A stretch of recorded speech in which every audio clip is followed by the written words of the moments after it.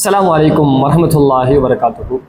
தமிழ்நாடு தொகுதி ஜமாத் மாநில தலைமையகத்தின் சார்பாக அண்ணல் நபியே அழகிய முன்மாதிரி என்கிற 10 மாத செயல் திட்டத்தை முன்னிட்டு இந்த மாத தலைப்பான சிறுவர்களின் தோழர் முஹம்மது நபி ஸல்லல்லாஹு அலைஹி வஸல்லம் அவர்கள் என்கிற இந்த தலைப்பின் கீழாக தமிழ்நாடு தொகுதி ஜமாத் நாகப்பட்டினம் கிளை மக்தப் மதரசா மாணவர்களோடு சில மார்க்கம் சார்ந்த ஒரு முக்கியமான செய்திகளோடு கலந்தாய்வு நிகழ்ச்சி இப்போ நடைபெற இருக்கிறது. அந்த காணொலியை தான் இப்போ நீங்கள் பார்க்க இருக்கிறீங்க. இஸ்லாமிய மார்க்கத்தை பொறுத்த வரைக்கும் பொதுவாக இளைஞர்களுக்கும் பெரியவர்களுக்கும் மட்டும் இஸ்லாம் முக்கியத்துவம் கொடுக்காம சிறுவர்களுக்கும் சேர்த்து தான் இஸ்லாம் எல்லா விஷயத்துலையும் முக்கியத்துவம் கொடுத்துச்சு. அதில் குறிப்பாக சொல்லணும்னா பள்ளிவாசல்கள். இந்த பள்ளிவாசலனுடைய தொடர்பு ஒரு இளைஞனுக்கும் ஒரு பெரியவர்களுக்கும் வரணும்னா முதல்ல சிறிய பருவத்திலிருந்து குழந்தை பருவத்திலிருந்து அந்த பிள்ளைகளை பள்ளிவாசலோடு தொடர்பு படுத்தக்கூடிய ஒரு சூழலை ஏற்படுத்தணும். இன்னைக்கு பெரும்பாலான மக்கள் பெரியவர்களாக இருக்கக்கூடியவங்க பள்ளிவாசலுக்கு வரக்கூடிய சிறுவர்களையும் குழந்தைகளையும் அவங்கள விரட்டி அடிக்கக்கூடிய ஒரு சூழல் ஒரு சில இடங்கள்ல நடைபெறுது. ஆனா இது குறித்து இஸ்லாம் என்ன சொல்லுது? சிறுவர்கள் குழந்தைகள் பள்ளிவாசலுக்கு வரலாமா? இது சம்பந்தமான நபிகளாருடைய அந்த வழிகாட்டுதல் என்ன அப்படிங்கிறத நம்ம மதரசா மாணவர் சகோதரர் ஆசிக் அவர்கிட்ட நம்ம இந்த கேள்வியை கேட்போம். இஸ்லாமிய வழிகாட்டுதல் என்னன்னா, குழந்தைகள் பள்ளிவாசலுக்கு வர்றது கூட ரசூல்லா தடை செய்யல. இறைத்தூதர் ஸல்லல்லாஹு அலைஹி வஸல்லம் அவர்கள் கூறினார்கள், நான் நீண்ட நேரம் தொழுகை நடத்தும் எண்ணத்துடன் தொழுகையில் ஈடுபடுகின்றேன். அப்போது குழந்தைகளின் அழுக்குரலை கேட்கின்றேன். அந்த குழந்தையின் தாயாருக்கு சிரமம் அளிக்க கூடாது என்பதற்காக எனது தொழுகையை சுருக்கமாக முடித்து விடுகின்றேன். எந்த அளவுக்குனா, நபி ஸல்லல்லாஹு அலைஹி வஸல்லம் அவர்களின் மகளார் ஜெய்னப் அலைஹிஸ்ஸலாம் அவர்களின் மகளார் உமாமாவை தோளில் சுமந்த நிலையில் தொழுது கொண்டிருக்கிறார்கள். அப்போது சஜிதா செல்லும் போது அந்த குழந்தையை கீழே இறக்கிவிட்டு சஜிதா செய்கிறார்கள். திருப்பி எழும்போது அந்த குழந்தையை திருப்பி தூக்கி கொண்டு தொழுதார்கள். சரி, இப்போ நீங்க ஓதுற பள்ளிவாசல்ல உங்களுக்கு எல்லா விதமான அனுமதி கொடுக்கப்படுதா? நீங்க தொழுவ வைக்கிறீங்களா, தொழுவுறீங்களா, உங்களை பெரியவர்கள் யாராவது விரட்டுறாங்களா? இது போல சூழல் உங்களுக்கு ஏற்படுதா? அல்ஹம்துலில்லாஹ், நாங்க ஓதுற பள்ளிவாசல்ல நாங்க தொழுவ வைக்கிறதுக்கும் நாங்க இக்காமத் சொல்றதுக்கும் நாங்க பாங்கு சொல்றதுக்கும் முன்னுரிமை கொடுப்பாங்க.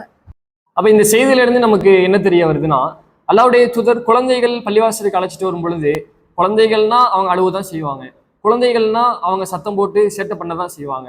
இருந்தாலும் குழந்தைகளை அழைச்சிட்டு வரத பள்ளிவாசலுக்கு அழைச்சிட்டு வரத ரசூல்லா தடை செய்யாம தொழுகைகளே ரசூல்லா என்ன செய்யறாங்கன்னா சில மாற்றத்தை ஏற்படுத்துறாங்க. குழந்தை அழுதா தொழுகையை சுருக்கிறதும் அந்த பெற்றோர்களுக்கு சிரமம் ஏற்படக்கூடாது அப்படிங்கறதுனால அந்த தொழுகையை ரசூல்லா என்ன செய்யறாங்கன்னா கொஞ்சம் விரைவா முடிச்சிடுறாங்க. அப்ப இதுல இருந்து குழந்தைகளை பள்ளிவாசலுக்கு அழைச்சிட்டு வரும் பொழுதுதான் அந்த குழந்தை நாளைக்கு அந்த பள்ளிவாசல்ல ஒரு சிறுவனாகவோ ஒரு இளைஞனாகவோ ஒரு பெரியவனாகவோ வளரும் பொழுது அந்த பள்ளிவாசலோடு தொடர்பு படுத்தக்கூடிய ஒரு நிலை ஏற்படும். அது அல்லாஹ்வுடைய தூதர் ஸல்லல்லாஹு அலைஹி வஸல்லம் அவர்கள். சரி, இப்ப அல்லாஹ்வுடைய தூதர் ஸல்லல்லாஹு அலைஹி வஸல்லம் அவங்க சிறுவர்களிடத்துல போய் சலாம் சொன்னதாகவோ சிறுவர்கள் விளையாண்டுகிட்டு இருக்கும் பொழுது ரசூல்லா அவங்களை சந்திச்சு பேசினதாகவோ ஏதாவது செய்தி இருக்கா உங்களுக்கு? அப்படி எதுவும் தெரியுமா?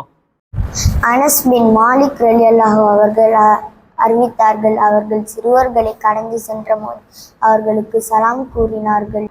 மேலும் நபி ஸல்லல்லாஹு அலைஹி வஸல்லம் அவர்கள் இவ்வாறே சிறுவர்களுக்கு சலாம் கூறி செல்வார்கள். சரி, இப்ப நீ ஏன் சிறுவனா இருக்கீங்க, உங்களை விட சிறுவனுக்கு உங்களை விட வயசுல கம்மியா உள்ளவனுக்கு நீங்க சலாம் சொல்லியிருக்கீங்களா என்னைக்காவது? நான் சிறுவர்களுக்கும் சலாம் சொல்வேன், பெரியவங்களுக்கும் சலாம் சொல்வேன். ஓகே, அல்ஹம்துலில்லாஹ். இப்படிதான் இருக்கணும். நம்ம ஒரு பெரியவங்களை பார்க்குறோம் அப்படின்னா அவங்களுக்கு நம்ம சலாம் சொல்லணும். ஒரு சிறியவங்களை பார்த்தாலும் அந்த சின்ன பிள்ளைங்க அவங்க சலாம் சொல்றதுக்கு முன்னாடியே நம்ம 2-3 தடவை சலாம் சொல்லி ஆரம்பிக்கிறோம் அப்படின்னா அடுத்தடுத்து அவங்க என்ன செய்வாங்கன்னா, நம்மளை விட பெரிய ஆள் நமக்கு சலாம் சொல்றாங்க, இப்போ நம்ம அவங்களுக்கு முன்னாடி சலாம் சொல்லணும் அப்படின்னு உங்களை முந்திக்கிட்டு போட்டி போட்டு விளையாட்டுத்தனமா என்ன செய்வாங்கன்னா அடுத்தடுத்து நீங்க வரும் பொழுது நீங்க சலாம் சொல்றதுக்கு முன்னாடி உங்களுக்கு சலாம் சொல்லுவாங்க. அப்ப சின்ன பிள்ளைன்னா அவன் தான் எனக்கு சலாம் சொல்லணும், நான் பெரியவங்களுக்கு தான் சலாம் சொல்லுவேன் அப்படிங்கிற ஒரு நிலை இருக்கக்கூடாது. ரசூலுல்லாஹ்வுடைய வழிகாட்டுதல் இருக்குது. அதாவது சிறியவர்கள் பெரியவர்களுக்கும் இப்படி சலாம் சொல்லுங்க ரசூலுல்லாஹ் வழிகாட்டி இருக்கிறாங்க. இந்த வழிகாட்டுதலை நம்ம எப்படியெல்லாம் கடைபிடிக்கணும், எப்படியெல்லாம் அந்த வழிகாட்டுதலை அதிகப்படுத்தணும் அப்படின்னா நம்ம சிறுவர்கள்ட்டையும் குழந்தைகள்ட்டையும் சலாம் சொல்லும் போது அந்த சிறுவர்களும் குழந்தைகள் என்ன செய்வாங்க, அடுத்தடுத்து நம்மளும் சலாம் சொல்லணும் அப்படின்னு நினைப்பாங்க. சரி, இப்ப சிறுவர்களிடத்துல அல்லாஹ்வுடைய தூதர் அன்பு காட்டி இருக்கிறாங்களா? தன்னிடத்துல ஒரு குழந்தைகளிடத்துலயோ சிறுவர்களிடத்துலயோ அன்பா பேசுறது, அன்பா நடந்துக்கிறது, அன்பா விளையாடுறது, இது போல ஒரு சூழல் ஏற்பட்டு இருக்குதா? நபிகள் நாயகம் ஸல்லல்லாஹு அலைஹி வஸல்லம் அவங்க பேரை ஹசனை முத்தமிடுறாங்க.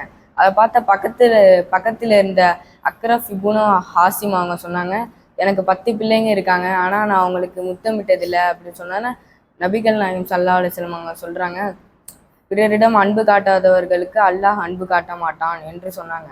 இதுலேருந்து என்ன தெரிய வருதுன்னா, சிறுவர்களிடத்துலையும் குழந்தைகளிடத்துலையும் நம்ம அன்பு செலுத்துவவர்களாக இருக்கணும். அல்ஹம்துலில்லாஹ். அப்ப ஒரு பெரியவங்க குழந்தைகளுக்கு சிறுவர்களிடத்துல அன்பை நம்ம செலுத்தணும். அன்பை செலுத்துறதுங்கிறது இஸ்லாத்துல அல்லாஹ்வுடைய தூதர் காட்டி தந்த ஒரு வழிகாட்டுதல் அப்படின்னு தெரிய வருது.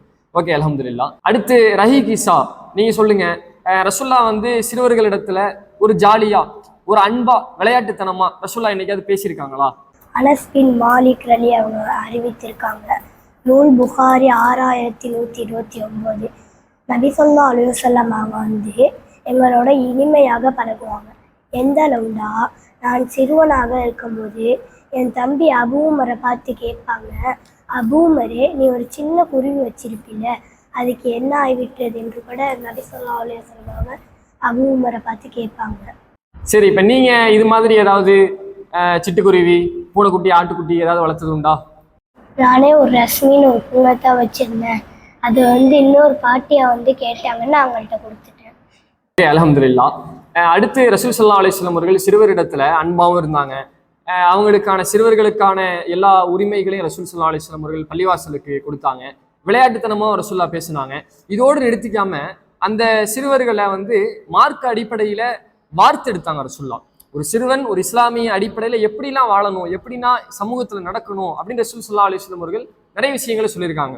சரி, அதுல ரசூல்லா ஏதாவது சிறுவர்களுக்கு சொன்ன அறிவுரைகள், சிறுவர்களுக்கு சொன்ன வழிகாட்டுதல், ஹியாஸ் நீங்க சொல்லுங்களா பாப்போம். அல்லாஹ்வின் தூதர் அவர்கள் கூறினார்கள், உனக்கு நான் சில சொற்களை கற்றுத் தருகிறேன்.